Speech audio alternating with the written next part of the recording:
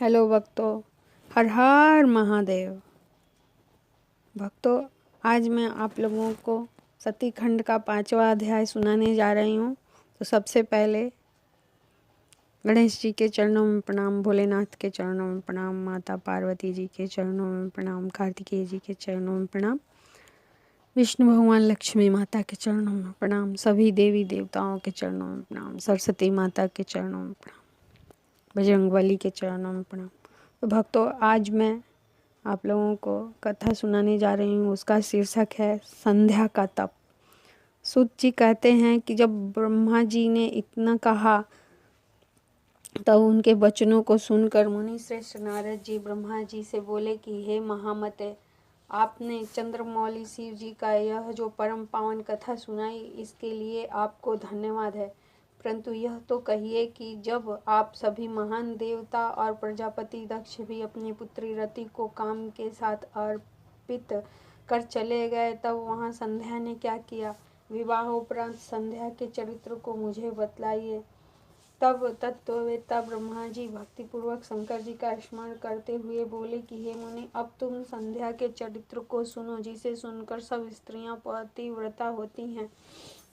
जो संध्या अपना शरीर त्याग अरुंधति हुई, उसे मेधातिथि ने उत्पन्न किया था और वशिष्ठ जी ने पत्नी के रूप में ग्रहण किया था। इस पर नारद जी ने पूछा कि उसे मेधातिथि ने कैसे उत्पन्न किया और वशिष्ठ जी ने उसे कैसे ग्रहण किया। यह सब अरुंधति के चरित्र को मुझे तत्व रूप में सुनाइए। ब्रह्मा जी ने कहा, जब मैं अपनी कन्या संध्या को देखकर काम से पीड़ित हुआ, किंतु शिव जी के भय से पतित नहीं हुआ और जितेंद्रिय ऋषियों का भी मन विचलित हो गया तथा काम के भाव को देखकर संध्या भी अत्यंत दुखी हुई और मैं काम को श्राप दे अंतर्ध्यान हो गया तथा शिव जी भी चले गए। तब आमर्ष को प्राप्त होकर मेरी पुत्री ने आद्योपांत वृत्तांत पर गंभीरता से विचार किया और सोचा कि अब जैसा भी हो, यदि शीघ्र ही मेरे तथा काम आदि सबके पापों के शमनार्थ उनकी शुद्धि का फल मुझे ही शीघ्र मिल जाए तो अच्छा हो, क्योंकि ब्रह्मा जी तो श्राप दे ही चुके हैं। भला मुझसे बढ़कर पापिनी कौन है, जिसे देखकर पिता और भ्राता भी काम की इच्छा करते हों। अतः मैं स्वयं ही इस पाप का प्रायश्चित करूंगी। वेद मार्ग से मैं अपने को अग्नि में जला दूंगी और ऐसी मर्यादा स्थापित करूंगी जिससे संसार में उत्पन्न होते ही मनुष्य इस प्रकार से कामी न हो। मैं तप की कठिन मर्यादा का स्थापन कर शरीर त्यागूंगी। भला मेरे जिस शरीर को स्वयं पिता और भ्राता ने इच्छा की, उस शरीर को रखने का क्या अर्थ है? हाँ, मेरे पिता और भाइयों ने काम उत्पन्न किया, अब यह शरीर पुण्य और साधन के योग्य नहीं है। ऐसा विचार कर संध्या चंद्रभागा नदी के तट पर स्थित चंद्रभाग पर्वत पर चली गई। तब मैं अपनी पुत्री को श्रेष्ठ पर्वत पर तपस्या के लिए गई हुई जानकर अपने संयतात्मक पुत्र वशिष्ठ से बोला कि हे पुत्र वशिष्ठ, तप के लिए जाती हुई मनस्विनी संध्या को तुम जाकर अच्छी तरह दीक्षा दो, क्योंकि अब उसमें वह चपलता नहीं है और वह अपने पूर्व मृत्यु को विचार अपना प्राण त्यागना चाहती है।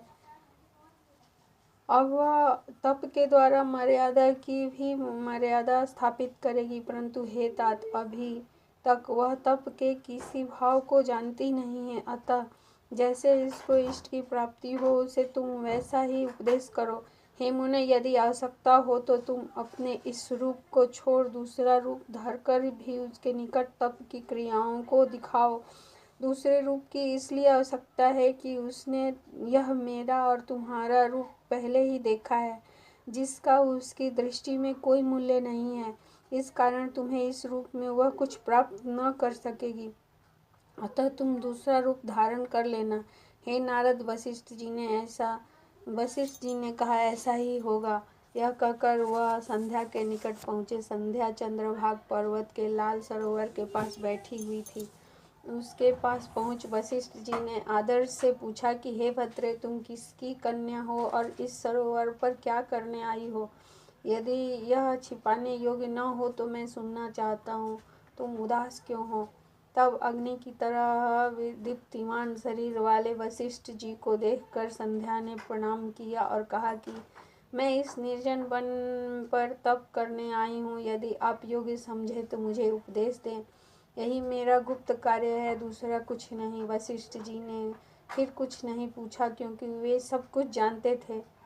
तब उस नियमात्मा तप में उद्योग को धारण करने वाली संध्या से वशिष्ठ जी ने भक्त वत्सल शिव जी का स्मरण कर कहा, अच्छा तो तुम अब परम आराध्य शिव जी को मन में धारण कर उन्हीं का भजन करो, इससे तुम्हारे सभी मनोरथ की पूर्ति होगी।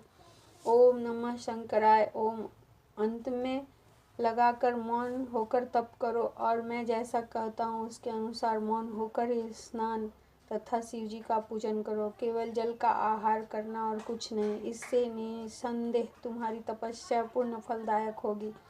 शिव जी तुम्हारे मनोरथों को शीघ्र ही पूर्ण करेंगे। वशिष्ठ जी ने वहाँ बैठकर संध्या को तप की सब क्रियाएं बतलाई और पुनः वे वहीं अंतर्ध्यान हो गए। बोले बाबा भोलेनाथ की जय। और यहीं पे हमारा 5वां अध्याय समाप्त हुआ। मुझे विश्वास है कि आप लोगों को बहुत पसंद आ रहा होगा। धन्यवाद।